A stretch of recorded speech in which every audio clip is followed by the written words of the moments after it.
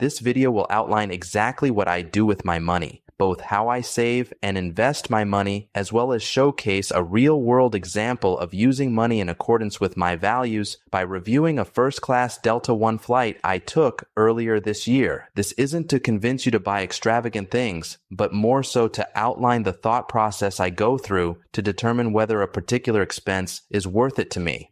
I spend money in accordance to my values and don't see accumulating money for its own sake as a worthy life goal. For me, mastering the game of money is simply about ensuring I still have all my basic needs met and have enough to pursue experiences that bring me joy. Check out my previous video or read The Psychology of Money by Morgan Housel for a deeper dive on this topic. If you take the steps I outline in my previous video, you will naturally be able to maximize your earnings, release yourself from the pull of consumerism, start paying off debts, and building some savings. At this point, you might wonder what to do with the extra money you've started to accumulate. This is unique to everyone, and I'm no financial advisor. But once you have a comfortable cushion that gives you the freedom to support yourself for at least 6 months, I would suggest taking advantage of the magic of compound interest and investing the extra money. My investment strategy is as hands-off as possible because I just want something that will grow steadily over time without needing any effort from me. Every month, I automatically invest in low-cost index funds through Robinhood, a managed portfolio through Betterment, and a real estate investment trust through Fundrise. Links for each of these can be found in the description below. I could end this part of the video right here, but I want to go deeper into why I chose those investments in particular. Wealth and finance are more about mastering your own psychology than what happens in the market, and I've found that this particular strategy allows me to automatically invest in myself and takes my emotions out of the picture altogether. There's so much financial advice out there, and it's tough to figure out what's useful and what's trash. Unfortunately, most of it is the latter. The best way to approach it is to figure out what game you're playing and ensure you're taking action in accordance with that game and taking advice from someone who's also playing the same game. For example, for me, I won't be taking any advice from most online influencers because I can tell right away that they are capitalizing on our FOMO. A finance guru has to keep pumping out content, so telling their followers to just invest in some index funds and call it a day won't do. But even with a simple strategy like the one I use, investing will always require taking some risk. However, this slow and steady approach means I will never take a risk that could lead to financial ruin.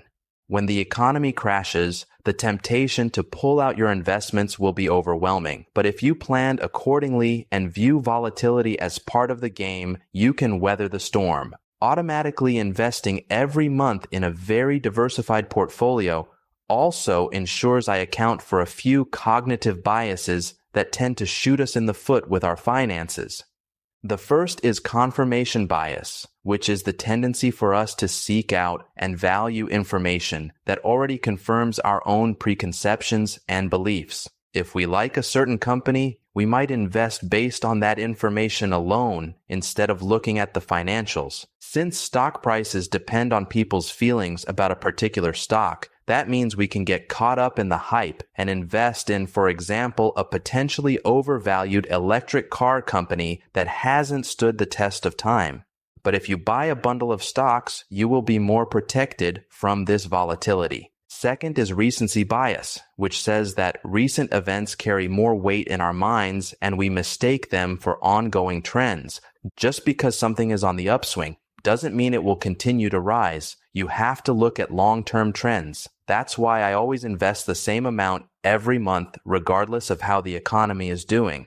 Third is the Dunning-Kruger effect, which states that we consistently overestimate our abilities, knowledge, and future prospects. For instance, if you ask 100 people if they're a better driver, then average 88 of them will say yes, which obviously is impossible. It's important to admit to yourself that you probably don't know as much as you think you do and need to do your due diligence. This will make you more careful and prevent you from making rash decisions. It will also help you look at other people's behavior more rigorously.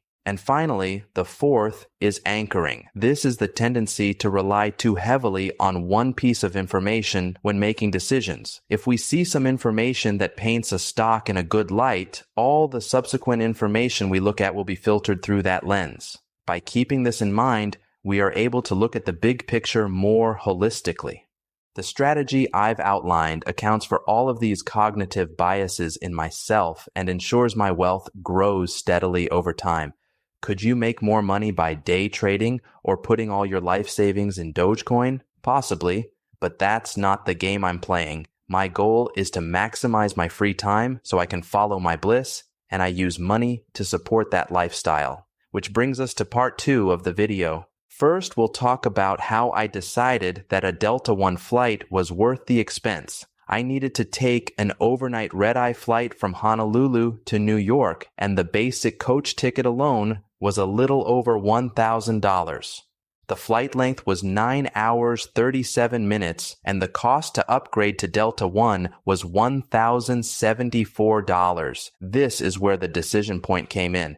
I knew exactly how many hours of work that upgrade was going to cost me, so I needed to ensure I got my money's worth. My research uncovered some basic benefits like 2 free checked bags and access to the Delta Lounge, which provides free food and alcohol while I wait for my flight. I didn't have any bags to check, but I usually get an overpriced drink or two and some food at the airport while I wait. So that was a big benefit in my mind. In terms of the flight itself, the biggest benefit was the fact that I could fully lie down and sleep on that flight. This is what eventually convinced me that it was worth it, because usually it takes me about a week to recover from a red-eye flight, both from the physical pain in my neck and shoulders and from the lack of sleep I get on the flight. So I went for it. Now the big question is, was it worth it? Well, as with everything, it depends. Some Delta One tickets can be upwards of $10,000, which just doesn't seem worth it to me. But for this particular flight and at this particular price point, I'd say it was 100% worth it. First, the lounge experience. I had never been in a lounge before and noticed immediately that the usual airport rules didn't apply in there. People leave their bags unattended to get food or go to the bathroom. Some have showers, but this particular one didn't. The food in the Honolulu lounge was surprisingly pretty great. I tried just about everything, including both the Kahlua pork and the Spam fried rice. I also had some dessert and 3 drinks. All of this was free, of course. The lounge also had air conditioning, whereas the rest of the airport didn't, so I didn't mind when I learned that the flight was delayed.